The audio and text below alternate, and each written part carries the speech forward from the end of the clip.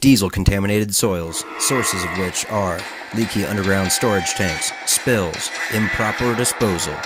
Why is it a problem? Surface and groundwater contamination. Contain heavy metals and other additives. Inhalation of vapors can cause respiratory problems. Irritation of the skin. And impact environmental health. But fear not, for it is always darkest before the dawn. Cue super cheesy acceptable YouTube music. Mycelial Sponge, a remediation approach for petroleum-contaminated soils.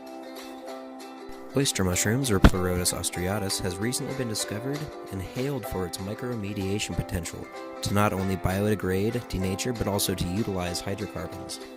There have been tests that seem to give these guys the upper hand when it comes to cheap, relatively fast, and stationary approaches to remediate a local contaminated area. But is it effective, and how? Mycelium is a vast, interconnected communication network. This network is generally unnoticed. It sends signals vast distances, not only for the mushroom, but for any other plants in the area that may need nutrients.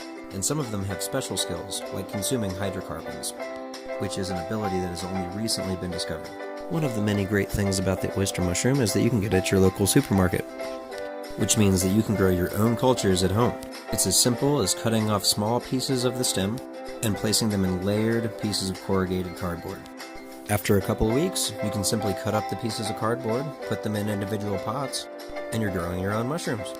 Of course, the mycelium we're going to be growing is not going to be for producing edible mushrooms, even though that diesel does look good.